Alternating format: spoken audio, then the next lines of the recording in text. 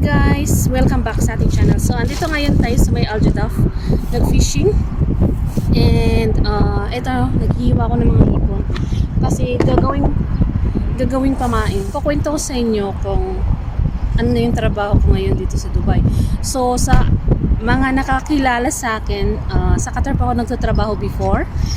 And, ang trabaho ko din ay housemaid. So, I'm working with newly wed na mag-asawa, bagong kasal na mag-asawa. So, simula nung nanganak sila hanggang lumaki yung bata na sa akin yon. Actually, hindi lumaki sa akin yon. Then, 4 years ako sa kanila. And then, nag-cross country ako dito sa Dubai. Then, pagka-cross country ko, nag-work ako sa Maid CC for 1 year. After 1 year, eksaktong 1 year ko, nag-resign ako. So, nung nag-resign ako, nagbayad ako ng 2,000 para ma-release yung aking visa. Pero before ako nag-resign, meron na akong na-apply na trabaho, which is yung company ko ngayon.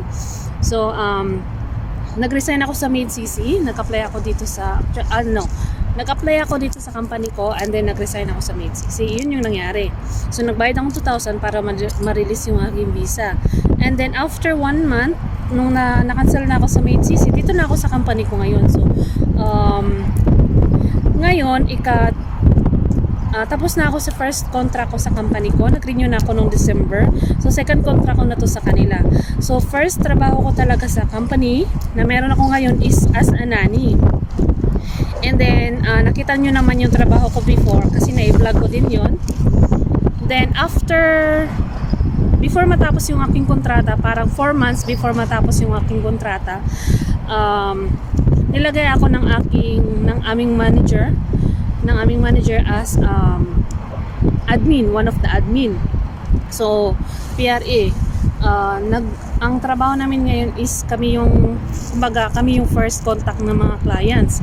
So, lahat ng mga inquiry dumadaan sa amin. Kung dati ako yung sinesend sa mga clients, ngayon ako na yung tumatanggap ng mga clients, mga inquiry. So, hindi lang ako, 3 kami, actually 4 kami. Ganon. So, catch? Big?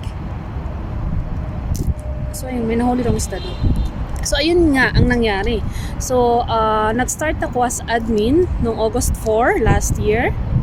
And then, though hindi ako magaling talaga sa computer, kulang din yung aking skills sa communication skills. And up to now, tinatry ko pa rin mag-improve kahit sa Excel, whatever.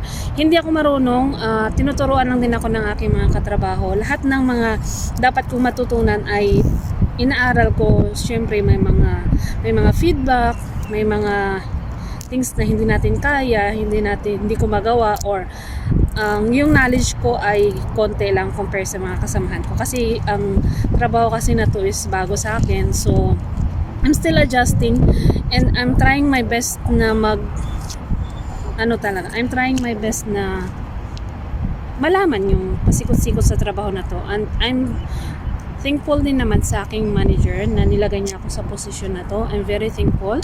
So, ang trabaho namin is 6 days a week. Pero ang Saturday or either Sunday is work from home. Tulad ng ngayon, kahapon is off course na sa akin yung off ko ngayon. Off ko yesterday, today I work from home.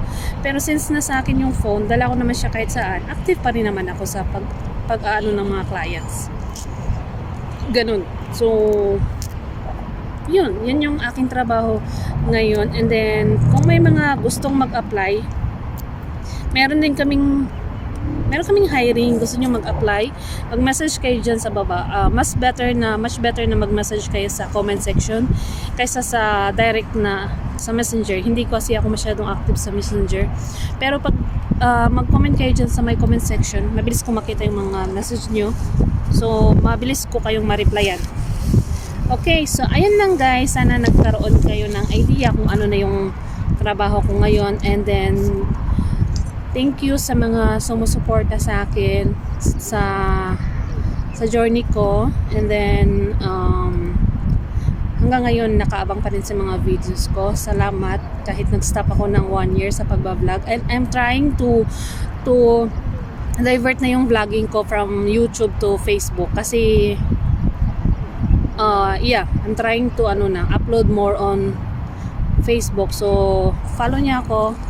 And then, yeah, see you on our next vlog. Bye!